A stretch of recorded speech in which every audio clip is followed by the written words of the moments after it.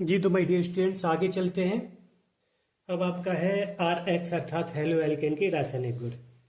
और रासायनिक गुण में पहला पॉइंट हम रखा है सी एक्स आबंध की प्रकृति। कि जो सी एक्स आबंध होता है उसकी क्या प्रकृति होती है, ये होता कैसा है। सी एक्स आबंध मतलब क्या होता है कि जैसे ये लिखा है R X, R bond X, इस बॉन्ड की प्रकृति क्या होती है। और ये जो बॉन्ड है ना, ये कार्बन और हेलोजन के बीच होता है। जैसे एक कंपाउंड है CH3 बॉन्ड Cl, इस प्रकार का कंपाउंड है, आपने देखा होगा, ये क्लोरोमेथिन है। तो आप देख रहे हैं कि जो बॉन्ड लगा हुआ है Cl के और इस कार्बन के बीच है, हाइड्रोजन के बीच नहीं। राइट में इसको ऐसे लिखा जाता है कि जैसे कार्बन बॉन्ड Cl, और ये जो तीन हाइड्रोजन है, एक ऊपर एक नीचे एक इधर, यहां लगे होते हैं ये। तो हम देख रहे हैं कि जो बॉन्ड होता है कार्बन के और हेलोजन के बीच होता है, ये होता किस प्रकार का है। तो देखते हैं, समझने की कोशिश करें कि जो कार्बन और हाइड्रोजन, उसकी हेलोजन की जो साझेदारी होती है इसकी Cl की, हम ये Cl की जगह पर X ले लेते हैं। क्या ले लिया हमने? X। तो इसकी स्थिति क्या होती है कि जब ये साझेदारी करते हैं, ये बॉन्ड बनाते हैं, तो इनके पास दो इलेक्ट्रॉन्स होते हैं, उन इलेक्ट्रॉनों की साझेदारी करते हैं। कोई सा भी कंपाउंड, कोई सा तत्व जब किसी दूसरे तत्व से सहयोग करता है, जुड़ता है, तो वो इलेक्ट्रॉन्स की साझेदारी करता है। तो मान लीजिए इनने भी साझेदारी कर रखी है, इस एक बॉन्ड पर दो इलेक्ट्रॉन है, और जब ये बराबर के हिस्सेदार हैं तो इनका जो इलेक्ट्रॉन होगा ठीक बीच में होना चाहिए, यहां पर होना चाहिए। लेकिन पीरियोडिक टेबल में बताया जाता है कि कार्बन परमाणु से जो हेलोजन होते हैं उनमें विद्युत ऋणात्मक क्षमता जो होती है, इलेक्ट्रॉन को अपनी ओर खींचने की जो शक्ति होती है, वो हेलोजन में कुछ ज्यादा होती है कार्बन से। अर्थात जो इलेक्ट्रॉन होंगे वो यहां होने चाहिए थे, लेकिन आंशिक रूप से इधर खिसके हुए होते हैं, ठीक बीच में न हो करके, और हेलोजन की तरफ होते हैं।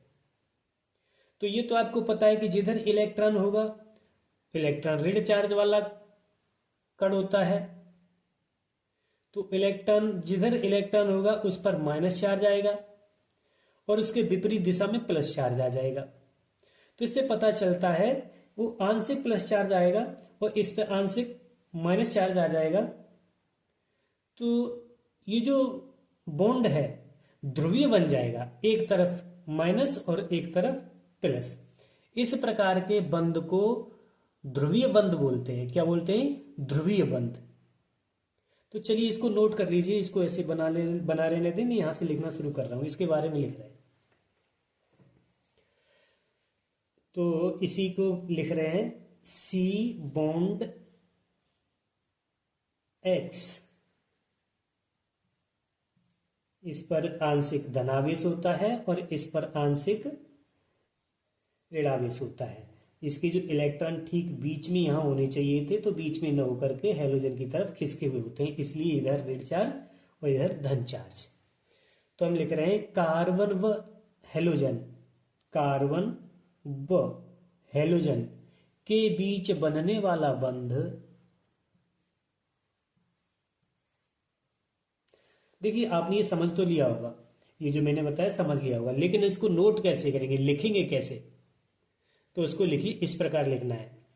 ये बनाने के बाद कहेंगे कार्बन व हेलोजन के बीच बनने वाला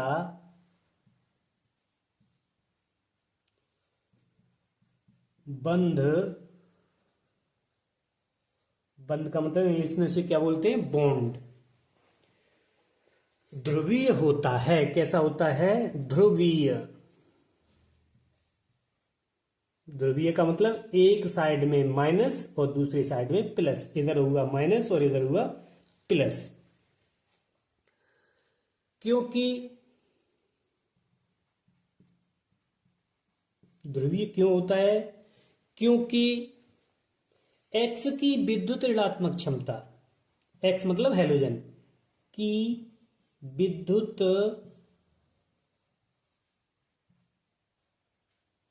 ऋणात्मक क्षमता,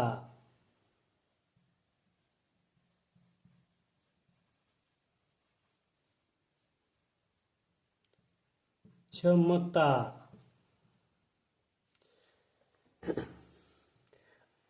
अधिक होती है या अधिक होने के कारण, अधिक होने के कारण इलेक्ट्रॉन का जोड़ा हैलोजन की तरफ यानी X की तरफ खिसका हुआ होता है। कैसा होता है? खिसका हुआ होता है। इसलिए कार्बन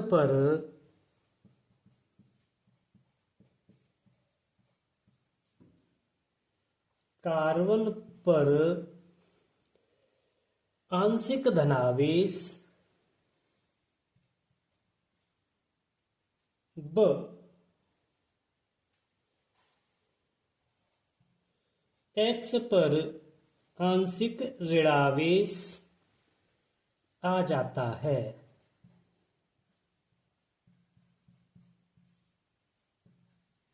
ये आपका पहला बिंदु रहा। इस बिंदु के बारे में ये आपको व्याख्या करनी, ये आपको समझना है। नंबर 2 पर हम हेडिंग लगाएंगे आवंध वियोजन ऊर्जा। आवंध वियोजन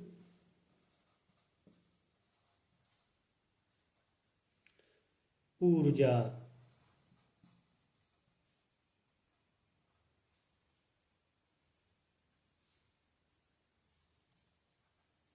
अच्छा भाई, आवंध वियोजन ऊर्जा का मतलब क्या होता है? कि जैसे कोई हेलोजन है Rx है और Rx के बॉन्ड को तोड़ने में कितनी ऊर्जा खर्च होगी, जो ऊर्जा लगती है उस ऊर्जा को आवंध वियोजन ऊर्जा कहते हैं। उस बॉन्ड को तोड़ने में, जैसे ये Rx है, इसके बॉन्ड को तोड़ना है। भाई कोई काम करेंगे तो कोई काम करने में ऊर्जा तो खर्च होगी। तो इस वाले बॉन्ड को तोड़ने में जो ऊर्जा खर्च होगी उसे आवंध वियोजन ऊर्जा कहेंगे। तो पहले एक लाइन लिखिए, बंध वियोजन ऊर्जा का क्रम, इसी वाली हेडिंग में यहां से लिख रहा हूं। बंध वियोजन, जितने भी हेलोजन हैं उन सब के ले रहे हैं, बंध वियोजन ऊर्जा का क्रम। तो देखिए, सबसे पहले हम नंबर ले रहे हैं CF का, C बॉन्ड F। ये भी Rx है, ये R की तरफ से है और ये X है। और खाली जगह छोड़ रहा हूं, चिन्ह बाद में लगाएंगे। उसके बाद C बॉन्ड Cl, उसके बाद C बॉन्ड Br और उसके बाद C बॉन्ड I। अब हमें ये देखना है कि इसमें बंध किसका मजबूत होगा और किसका कमजोर होगा। जिसका मजबूत बंध होगा उसमें उसको तोड़ने में ऊर्जा ज्यादा खर्च होगी, और जिसका बंध कमजोर होगा उसको तोड़ने में ऊर्जा कम खर्च होगी। तो उसी की जिसको ऊर्जा कम खर्च होगी उसकी आवंध वियोजन ऊर्जा कम हो जाएगी, और जिसकी बंध तोड़ने में ऊर्जा ज्यादा खर्च होगी उसकी आवंध वियोजन ऊर्जा अधिक हो जाएगी। तो सबसे पहले हमें यह पता होना चाहिए कि इसमें मजबूत बॉन्ड किसका होता है, कमजोर बॉन्ड किसका होता है। थोड़ा सा यहां देखिएगा कि जो फ्लोरीन होता है, क्लोरीन होता है, ब्रोमीन होता है, आयोडीन होता है, इनकी यदि देखा जाए तो परमाणु आकार में किसका बड़ा है, किसका छोटा है। तो आप कहेंगे कि फ्लोरीन ऊपर आता है यावर साड़ी में, उसके तुरंत नीचे क्लोरीन आता है, उसके नीचे ब्रोमीन आता है, फिर आयोडीन आता है। अर्थात इस प्रकार से फ्लोरीन, क्लोरीन, ब्रोमीन और ये आयोडीन, सबसे ऊपर ये आता है। तो इसमें कक्षक की संख्या कम होगी, उससे ज्यादा इसमें होगी, उससे ज्यादा इसमें होगी और इससे ज्यादा इसमें होगी। अर्थात इसका परमाणु सबसे छोटा होगा, उससे बड़ा इसका होगा, उससे बड़ा इसका होगा और उससे बड़ा इसका होगा। तो इससे जो बॉन्ड बनाएगा C कार्बन जो बॉन्ड बनाएगा तो इसके परमाणु के नजदीक कार्बन का परमाणु होगा, और उसकी अपेक्षा देखा जाए तो इसके परमाणु से कार्बन के परमाणु की दूरी कुछ ज्यादा होगी, क्योंकि ये इसकी जो त्रिज्या होगी वो ज्यादा होगी क्योंकि परमाणु बड़ा है। तो जिसका बॉन्ड छोटा होता है वो मजबूत होता है, और जिसका बॉन्ड लंबा होता है वो कमजोर होता है। तो हम देख रहे हैं कि सबसे लंबा बॉन्ड इसका होगा। क्यों होगा ये भी चलो आपको रीजन बता दूं कि जो आपका फ्लोरीन है, ये जो F है, ये पीरियोडिक टेबल में 9वें नंबर पे आता है। इसका मतलब इससे ये है कि इसमें 9 इलेक्ट्रॉन पाए जाते हैं। इसकी पहली कक्षक में 2 इलेक्ट्रॉन भर जाते हैं और दूसरी के लिए बचे 7, तो इसमें 7 भर जाते हैं, एक की कमी होती है। तो कहने का मतलब इसकी जो परिक्रमा करने वाले जो ऑर्बिट हैं, जो कक्षक हैं, वो 2 कक्षक भरे जाते हैं, 2 कक्षक का इसमें निर्माण होता है। फ्लोरीन के बाद आया क्लोरीन, ये आपका 17 नंबर पे होता है। तो इसमें 3 कक्षक भरे जाते हैं, ये 3 कक्षक बनाता है। इससे भी इलेक्ट्रॉन से भी न पता कर पाए तो आपको पता होना चाहिए कि पीरियोडिक टेबल में आवर्त सारणी में ये दूसरे आवर्त का सदस्य है, ये तीसरे आवर्त का सदस्य है, और जिस आवर्त का सदस्य होता है उतने ही ऑर्बिट बनाते हैं वो। ये तीसरे आवर्त का है तो इसमें 3 बनेंगे। उसके बाद बी आर देखिए ये चौथे आवर्त का सदस्य है तो इसमें 4 ऑर्बिट बनेंगे। आई ये 5वें का है तो इसमें 5 ऑर्बिट बनेंगे। अब हम देख रहे हैं कि अंतिम कक्षक की दूरी यहां से इतनी होगी। ये मैं शॉर्ट में इस प्रकार बना रहा हूं, ये पूरा पूरा बनाएंगे। जैसे कि हमने F बनाया तो F इस प्रकार से, इसका पहला कक्षक ये है और दूसरा कक्षक ये है। Cl ये है तो इसका पहला कक्षक, दूसरा और ये तीसरा। मैंने ऐसे न बना करके ये एक एक साइड ले रखी है, आप समझने की कोशिश करें। अब इससे यदि कार्बन जुड़ेगा तो ये कक्षक 2 कक्षक क्रॉस करके तब यहां पे जुड़ेगा, इसमें 3 कक्षक क्रॉस करके तब जुड़ेगा, इसमें 4 क्रॉस करके तब जुड़ेगा, इसमें 5 क्रॉस करके तब जुड़ेगा। अर्थात सबसे लंबी त्रिज्या, सबसे लंबा बॉन्ड इसका होगा, उससे छोटा इसका होगा, उससे भी छोटा इसका होगा, उससे भी छोटा इसका होगा। हमें पता चला कि सबसे छोटा CF का बॉन्ड होता है। तो जो बॉन्ड छोटा होगा वो बॉन्ड मजबूत होगा, उसे तोड़ने में ऊर्जा अधिक खर्च होगी। तो हम इसको इस प्रकार से चिन्ह लगा सकते हैं, इसकी सबसे अधिक बंध वियोजन ऊर्जा सबसे अधिक है, उससे कम इसकी है, और उससे भी कम इसकी है, और सबसे कम इसकी है। ये कहने का तात्पर्य था इसका मतलब। चलिए इसको नोट कैसे करते हैं, तो नोट करिए।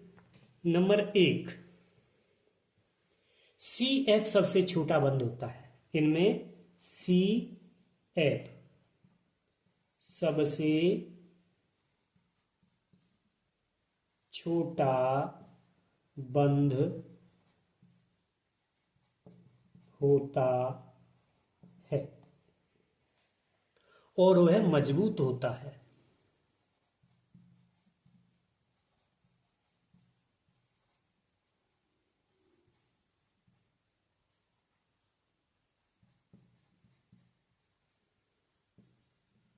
जबकि CI सबसे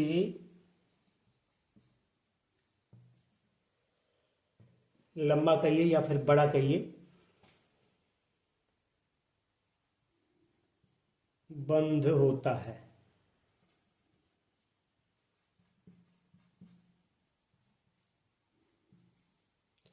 जो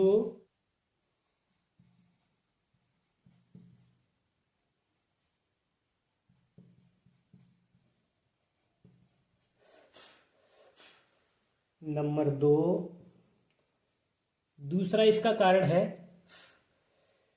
कि C बॉन्ड X में जो F होता है ना फ्लोरीन, वह F, Cl, Br, I में से सबसे अधिक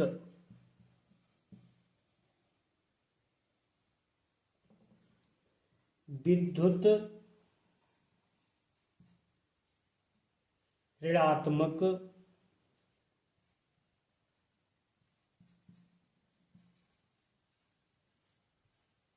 होता है। ये भी इसका रीजन है कि जो ये चारों हैलोजन है, इन चारों हैलोजन में सबसे अधिक विद्युत ऋणात्मक जो आपका फ्लोरीन होता है,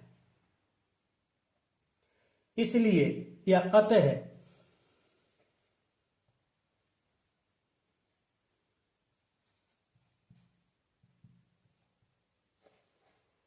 सी बॉन्ड एफ अधिक ध्रुवीय होता है।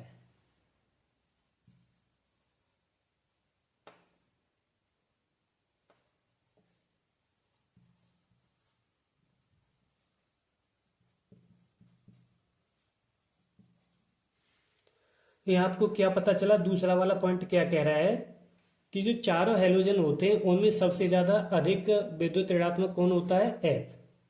और जब अधिक विद्युत ऋणात्मक होगा तो उसका बॉन्ड अधिक ध्रुवीय होगा, और जब अधिक ध्रुवीय होगा तो बॉन्ड अधिक मजबूत होगा, और जब बॉन्ड अधिक मजबूत होगा तो उसकी बंध वियोजन ऊर्जा सबसे अधिक होगी। इनकी क्रियाशीलता का क्रम देखें कि इनकी क्रियाशीलता किस में अधिक होती है, कौन पहले रिएक्ट करता है। तो देख रहे हैं, नंबर 3 डाल के लिख दीजिएगा, क्रियाशीलता। क्रियाशीलता का क्रम। इनकी क्रियाशीलता का क्रम देखा जाए तो क्या है?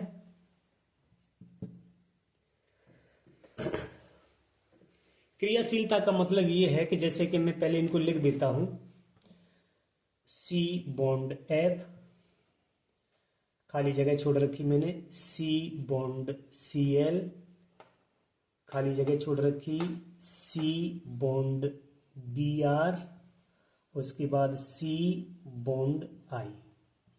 इनमें क्रियाशीलता देखी जाए तो सबसे अधिक क्रियाशील कौन होगा? सी बॉन्ड एफ होगा या सी एल होगा, सी सी एल होगा या सी बी आर होगा या सी आई होगा। क्रियाशीलता का मतलब ये होता है कि जब इनकी क्रिया कराई जाए तो इस कार्बन से फ्लोरीन छूट करके अन्य किसी के साथ चली जाए, तो कहने का मतलब उसने इससे क्रिया कर ली। तो इनमें सबसे पहले कौन सा बंध टूट जाएगा? वही ज्यादा क्रियाशील होगा। जो आप पहले जान चुके हैं कि इसका बॉन्ड ज्यादा मजबूत होता है, इसका कम मजबूत होता है, तो जिसका बॉन्ड कम मजबूत है वो क्रियाशील अधिक है, तो ये सबसे कम क्रियाशील होगा। तो हम इस प्रकार से ये चिन्ह लगाएंगे, ये कम क्रियाशील है, इससे ज्यादा ये क्रियाशील है, और इससे ज्यादा ये क्रियाशील है, इससे भी ज्यादा ये क्रियाशील। ये इनकी क्रियाशीलता का क्रम है। आशा करता हूं कि ये जानकारी आप अच्छे तरीके से आपकी समझ में आ गई होगी।